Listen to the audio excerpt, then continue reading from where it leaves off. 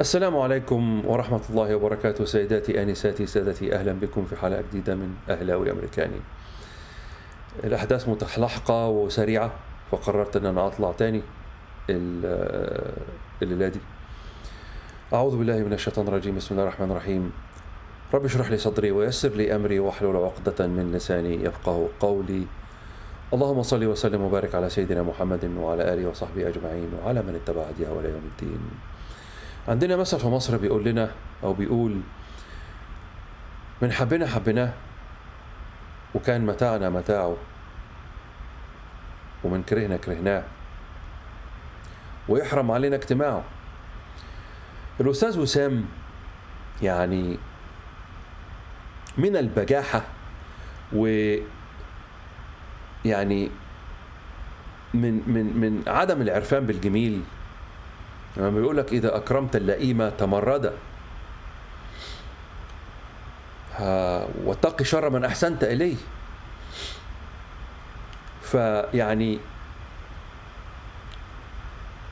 قبل ما يمشي خلاص شال اسم النادي الأهلي من الحساب بتاعه وكتب لاعب كرة قدم محترف. أنت لاعب محترف؟ أنت لاعب محترف؟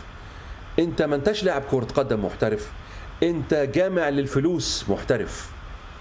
أنت مش هيبقى عندك استقرار ولا استمرارية مع أي نادي، وهتبقى سمعتك زي الزفت، لأن لما يجي لك دولار زيادة هتسيب النادي اللي أنت قاعد معاه. مش هتتمثل. أنت مالكش أمان، مالكش ولاء إلا للفلوس، وده هتبقى سمعتك يا وسام. دي هتبقى سمعتك، خلي بالك. يعني شال اسم النادي الأهلي، لاعب في النادي الأهلي، وحط لاعب محترف على لاعب كرة قدم محترف. خليك ماشي ورا اللفندي من لابسين الطايلسة دول، خليك ماشي وراه، ماشي ورا عدوك. أنا مش فاهم إزاي أنت تقبل على نفسك تبقى مع واحد زي ده. وأنا مش عارف حكاية ال5 مليون دولار دي حكاية يعني حقيقية ولا لأ، لأن ده 5 مليون دولار دي يعني رقم كبير قوي إن هو ياخده، رقم كبير جدا إن واحد يعني لاعب جاي من مصر ياخده. الناس بتطلع بتقول أصل ثمن اللاعب بيبقى ضعف راتبه. جاب منين القاعدة دي؟ مين اللي كتب القاعدة دي؟ مش عارف. في ناس كتير قوي بتفتي في حاجات ما تعرفهاش، بيفتم. يا جماعة بطلوا فتاوي بقى، بطلوا فتاوي.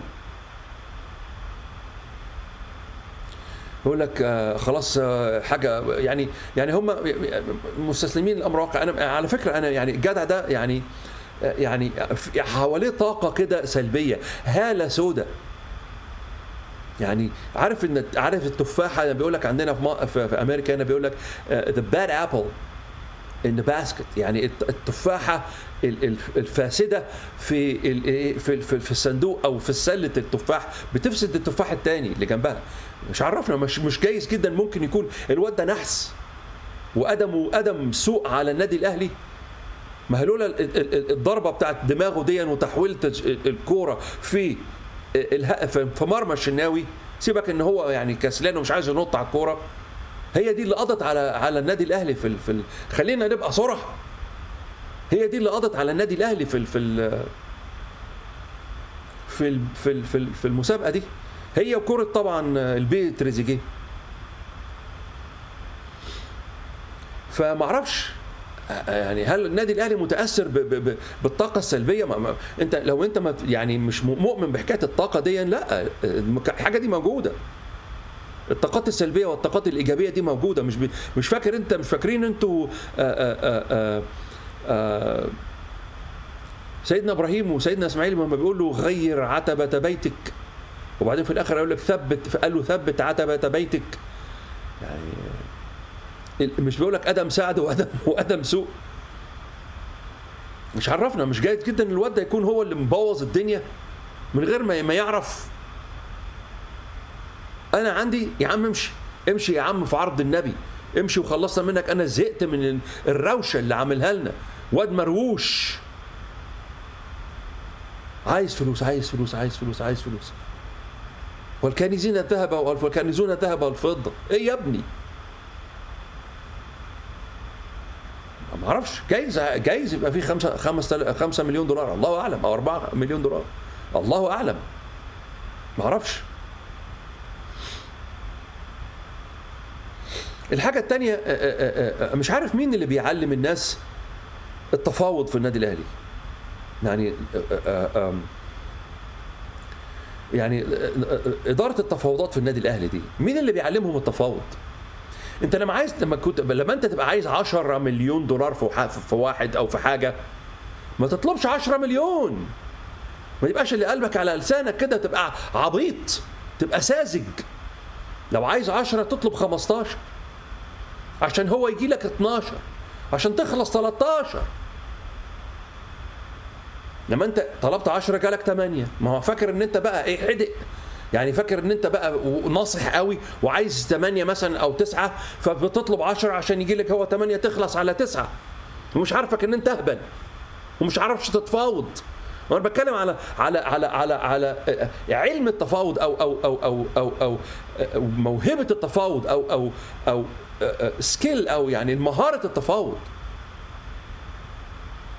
احنا ما عندناش الحكاية دي. لو انت عايز 10 اطلب 15 يا بني ادم، ما تطلبش 20 ليه؟ انت مسترخص ليه نفسك؟ ليه ما تطلبش 20؟ الواد ده لو كان في اوروبا كانوا طلبوا 20 و25 كمان، تطلب انت 10 ليه؟ احنا رخاص قوي. ما تطلب 20 عشان يجي لك 17 تقول له لا انا عايز 18 تخلص على 19. تطلب لي 10 يبقى عايز 10 تطلب لي 10. ده ايه الهبل ده؟ ده ايه الغباء ده؟ سبحان الله، مين اللي بيعلمكم الحاجات دي؟ مين؟ لا حول ولا قوة إلا بالله.